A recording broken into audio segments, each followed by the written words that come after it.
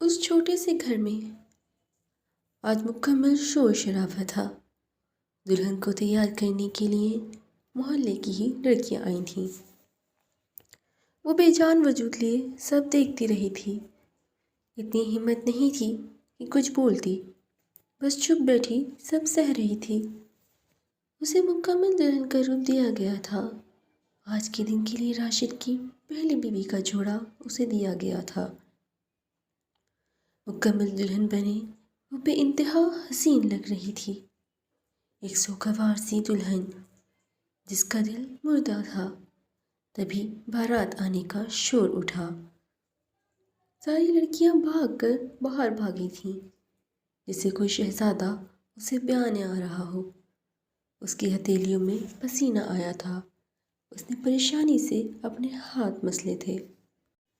تبھی باہر سے ایک بار پھر شور کی آواز سنائی دی تھی۔ کچھ انجان لڑکیاں اندر آئی تھیں اور اسے بے حد مہنگا اور نفیس جوڑا پہننے کو دیا تھا۔ وہ بدحواسی اندر گئی اور منہ دھو کر کپڑے تبدیل کر آئی۔ یہ کیا ہو رہا تھا اس کے ساتھ، اس سے خود سمجھ نہیں آیا تھا۔ اندر آئی لڑکیوں نے ایک بار پھر سے اسے تیار کیا تھا۔ ہر چیز بے حد نفیس اور قیمتی تھی۔ اسے سمجھ ہی نہیں آ رہا تھا کہ یہ ہوا کیا ہے۔ ہوش تو تب آیا جب وہ لڑکیاں اسے لیے باہر آئیں۔ اپنے سامنے راشد کے زخم وجود کو دیکھ اس کے چھکے چھڑے تھے، جبکہ ایک طرف روتی دھوتی اس کی ماں اسے گھور رہی تھی۔ اسے کچھ برا ہونے کا خدشہ ہوا تھا۔ اس کی ماں اسے سخت نظروں سے گھور رہی تھی اور راشد درد سے بلبلاتا ایک کونے میں پڑا تھا۔ اسے یوں دیکھ اسے خوشی نہیں ہوئی تھی، مگر افسوس ضرور ہوا تھا، اور دل میں ایک نیا ڈر اٹھا تھا کہ اگر راشد نہیں تو پھر۔ اس کے گلے میں گلٹی ابھر کر معدوم ہوئی تھی۔ اس نے خود سے ادھر ادھر نظریں دوڑائی تھیں، سب کی نظریں اسی پر تھیں۔ اس کا حسن دیکھنے سے لائق رکھتا تھا، اور اس قیمتی لباس میں وہ تو جیسے کسی ریاست کی شہزادی ہی معلوم ہو رہی تھی۔ اس نے ایک کونے میں بیٹھے شخص کو دیکھا تھا، اس کی آنکھیں حیرت سے پھٹی تھیں۔ وہ دروازہ دھار سے مارتا اپنے آدمیوں کے ساتھ اندر آیا تھا۔ اتنے امیر کبیر آدمی کو دیکھتے وہاں ہر کوئی مرعوب ہوا تھا، مگر ہوائیاں تب اڑیں جب اس کے ایک حکم پر اس کے آدمیوں نے راشد کو دھنک کر رکھ دیا تھا، جبکہ بیچ بچاؤ کے لیے آتی شکیلہ بھی ساتھ آئی عورتوں کا شکار بنی تھی۔ پورا محلہ خوف و حیرت سے یہ ساری کارروائی دیکھ رہا تھا۔ اس کے ایک اشارے پر لڑکیاں عورتوں سے اس کا پوچھتی اس کے کمرے میں گئی تھیں، اور ٹھیک 1 گھنٹے بعد اسے سنوار کر باہر لائی تھیں۔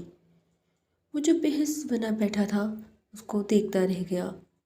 لال رنگ کے بہت خوبصورت کامدار جوڑے میں فل میک اپ کے ساتھ اس کا حسین حسن مزید نمایاں ہوا تھا، جبکہ دوسری طرف اس کو دیکھتی وہ بوکھلا گئی تھی، مگر اتنی ہمت کہاں سے لاتی کہ اپنا منہ کھولتی۔ ماں اور راشد کا حال دیکھ وہ اچھے سے سمجھ گئی تھی یہ کس نے کیا ہے۔ اس کے پاس آتے ہی ارحم نے اس کے لیے اپنے پاس جگہ بنائی تھی۔ بنا چو چرا کرے نکاح کرو، میں کوئی مزاحمت برداشت نہیں کروں گا۔ اس کے کان میں سرگوشی کرتا تو اس کے رہے سہے اوسان بھی خطا کر گیا تھا۔ اس نے خوف سے اپنی ماں کو دیکھا اور پھر اسے گھورتے راشد کو۔ نکاح شروع کریں۔ اس کی آواز میں اتنا روب تھا کہ کسی کی ہمت نہیں ہوئی کہ بیچ میں بول سکے۔ اس نے مری آواز میں قبول ہی کہا تھا۔ وہ جو اپنے نصیب سے نالاں تھی، اچانک اس افتاد پر سمجھ بھی نہیں پا رہی تھی کہ اسے جھٹکے پر جھٹکے مل رہے تھے۔ وہ انسان جسے اس نے اپنے خوابوں میں آنے پر بھی پابندی لگائی تھی، آج پورا کا پورا اس کا تھا، مگر یہ سب اتنا عجیب انداز میں ہو رہا تھا کہ وہ کچھ بھی سمجھ نہیں پا رہی تھی۔ ہاں، اس نے شکر ادا کیا تھا کہ اس موٹے سے جان چھوٹ گئی تھی۔ نکاح ہوتے ہی وہ اٹھ کر راشد کے سامنے گیا تھا اور اس کا گریبان پکڑ کر جھٹکے سے اسے اوپر اٹھایا تھا۔ درد کی شدت سے اس کی چیخ نکلی تو وہ استحصائیہ ہنسا تھا۔ کیا ہوا؟ تکلیف ہو رہی ہے؟ بڑا زم ہے نا اپنے مرد ہونے پر، اتنی بھی تکلیف برداشت نہیں۔ وہ غررایا اور ایک مکہ کھینچ اس کے منہ پر مارا اور مارتا ہی گیا۔ شکیلہ کی چیخیں پورے گھر میں گونج رہی تھیں، مگر سب بے حس بنے تماشا دیکھ رہے تھے۔ آئندہ کسی کی زندگی کے ساتھ کھیلنے سے پہلے 100 بار سوچنا، ورنہ ابھی صرف مارا ہے، اگلی بار جان سے جائے گا۔ ایک جھٹکے سے اس کا کالر چھوڑا وہ مڑا تھا۔ رخصتی کرو، ایک حکم دیتا وہ باہر کی جانب بڑھا تو اس کے ساتھ آئی لڑکیاں اسے ساتھ لیے آگے بڑھی تھیں۔ اس نے پریشانی سے سب کو دیکھا تھا جو اسے ہی دیکھنے میں مصروف تھا۔ میرا سامان، وہ بوکلائی تھی۔ میم، وہاں سب سامان موجود ہے، آپ آ جائیں۔ اس کا ہاتھ تھامتی وہ اسے باہر لائی تھیں، جہاں وہ گاڑی میں بیٹھا اس کا منتظر تھا۔ اس کے برابر میں بیٹھتے ہی اس نے گاڑی اڑانے کا حکم صادر کیا تھا۔ اس نے اپنے برابر بیٹھے اس شہزادوں سی آن بان رکھنے والے شخص کو دیکھا تھا اور پھر سر جھکا گئی تھی۔ گاڑی اپنی منزل پر رواں دواں تھی۔ اپنی سوچوں میں پھر وہ تب چونکی جب گاڑی ایک پرآسائش بنگلے کے آگے رکی تھی۔ ماہی نے حیران نظروں سے وہ محل نما بنگلہ دیکھا تھا۔ ایسا تو بس اس نے خوابوں میں ہی سوچا تھا۔ باہر آؤ، اسے حکم دیتا وہ اندر پڑ گیا، جبکہ اس کے یوں روکھے سے رویے پر اس کا دل بجھا تھا۔ پتہ نہیں کیوں وہ اسے لایا تھا جب اس طرح کا رویہ رکھنا تھا۔ اب تو دل میں عجیب طرح کے وسوسے آنے لگے تھے، ہول اٹھنے لگے تھے۔ ان لڑکیوں کے ساتھ وہ اندر داخل ہوئی تھی، دل زور زور سے دھڑک رہا تھا۔ سامنے بے حد وسیع خوبصورت لان دیکھتی وہ مرعوب ہوئی تھی۔ جیسے جیسے وہ اندر جا رہے تھے اس کی حالت بگڑتی جا رہی تھی، اور جیسے ہی اسے اندر لے جایا گیا وہ ہوش و حواس سے بیگانہ ہوئی تھی۔ ساتھ کی لڑکیاں ایک دم گھبرائی تھیں، جبکہ اندر موجود ارحم ان کی آواز پر بھاگتا باہر آیا تھا اور اسے بے ہوش دیکھ اس کے ماتھے پر شکنیں پڑی تھیں۔ تم لوگوں کے گھورنے سے یہ ہوش میں نہیں آ جائے گی۔ ان سب کو جھڑکتا وہ اسے باہوں میں بھرتا لمبی ڈاگ لیے سیڑھیاں چڑھ گیا۔ اس کا کمرہ بے حد خوبصورت پھولوں سے سجایا گیا تھا۔ اسے بیڈ کے بیچوں بیچ لٹا کر وہ ایک دم اس پر جھکا تھا۔ کتنی پیاری تھی وہ، اس کا ایک ایک نفس حفظ کرتا وہ دیوانہ ہوا تھا۔ دل میں کئی جذبات ایک ساتھ جاگے تھے، مگر اسے ہوش میں لانا ضروری تھا، اس لیے لڑکی کو اندر بھیجتا وہ خود باہر آ گیا۔ بہت مشکل تھا خود پر ضبط کرنا۔ تھوڑی دیر بعد اس لڑکی نے ماہ نور کے ہوش میں آنے کی خبر اسے دی تھی تو وہ تھوڑا ریلیکس ہوا۔ اس کے لیے کھانے کا بول وہ خود اسموکنگ روم میں گیا، مگر آج سگریٹ پینے کا دل ہی نہیں تھا۔ دل میں عجیب سے احساسات جاگ رہے تھے جن سے وہ خود بھی عاجز آ رہا تھا۔ شام سے رات ہو گئی تھی اسے یوں ہی بے مقصد بیٹھے بیٹھے۔ بالآخر وہ اٹھا تھا۔ اس اب بھاری قدم اٹھاتا اپنے کمرے کی طرف بڑھا تھا، جہاں معصوم وجود اس کے ڈر سے آنکھیں موندے پڑا تھا۔ وہ کمرے میں آیا تو کمرے میں ولیج کا اندھیرا چھایا ہوا تھا۔ وہ پری پی کر اس کے بیڈ پر پورے حق سے برجمان تھی۔ اسے دیکھتے اس کی دھڑکن بڑھی تھی۔ بھاری قدم اٹھاتا وہ اس کے پہلو پر دراز ہوا تو اس کی پلکیں لرزی تھیں۔ میں جانتا ہوں تم جاگ رہی ہو تو کیوں میرا امتحان لینے پر تلی ہو۔ پہلی نظر کی محبت ہو میرے دل کا حال بحال کر دیا ہے تم نے۔ ان سب چیزوں کا حساب کون دے گا؟ اس کے کان میں سرگوشی کرتا اس نے اس کا رخ اپنی طرف کیا تھا۔ لرزتی پلکیں، کپکپاتے ہونٹ، وہ دیوانہ ہوا تھا۔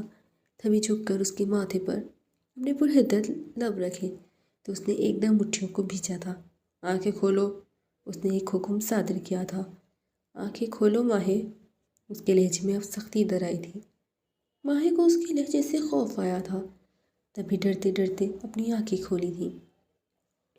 سامنے وہ مغرور شہزادہ پورے حق سے اس پر جھکا ہوا تھا۔ اس کی آنکھیں کھولنے پر اس کی آنکھوں پر لب لگ گیا۔ نام پتہ ہے میرا؟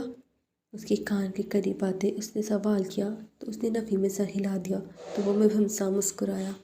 یہ کیا بات ہوئی؟ نکاح کے لیے حامی بھر لی مگر نام ہی نہیں سنا میرا۔ میں ٹینشن میں تھی نا اس ٹائم، وہ ہلکا سا منمنائی تھی۔ اس شخص سے عجیب سا خوف آ رہا تھا جو کل تک بالکل انجان تھا اور اس کے جسم و جان کا مالک بن بیٹھا تھا۔ ارحم، نام لو میرا، ایک اور حکم۔ جی، اس نے تھوک نکلا تھا۔ میں نے کہا نام لو میرا۔ ارحم، بڑی دقت سے اس نے نام لیا تھا، تبھی وہ ایک دم اس کے ہونٹوں پر جھکا تھا اور پوری شدت سے اس نے اپنی محبت کی مہر ثبت کی تھی کہ وہ تڑپ اٹھی۔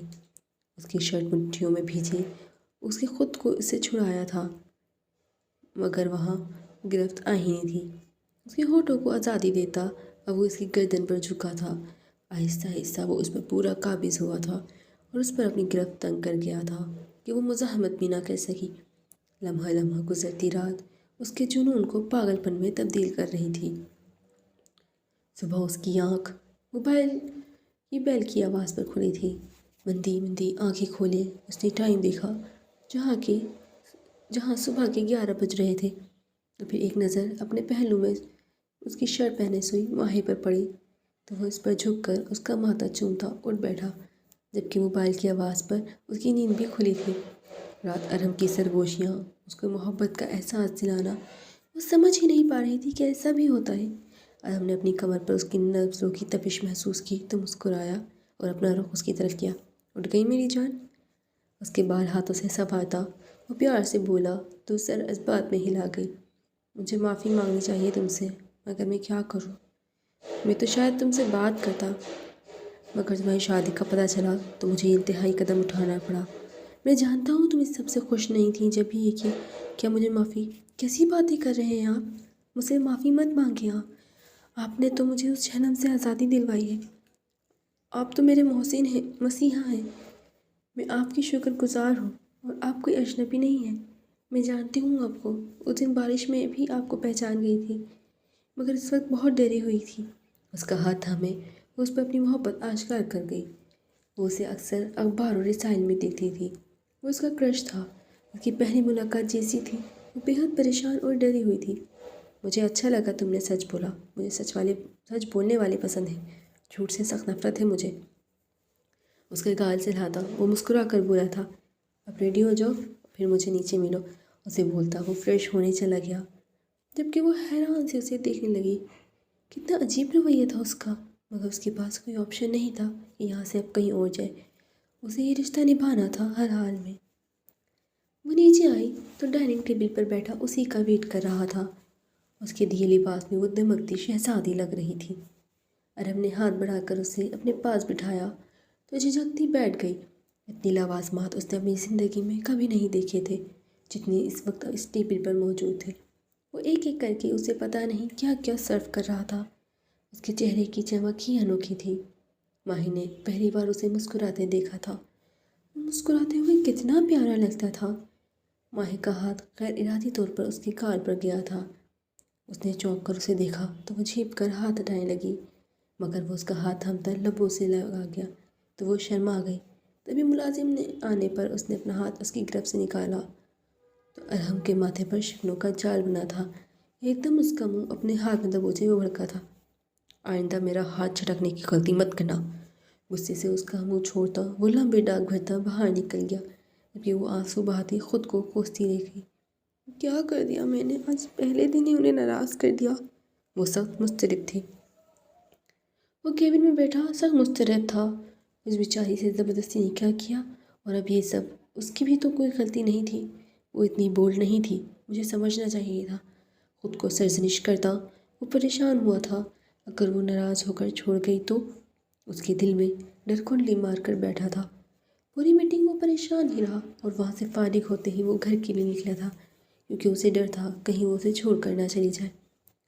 گاڑی سے اترتے تقریباً بھاگنے کے انداز میں اپنے گھر میں آیا، جہاں وہ بیڈ پر بیٹھی کتاب پڑھنے میں مصروف تھی۔ ارہم کی جان میں جان آئی تھی اسے سامنے دیکھ کر۔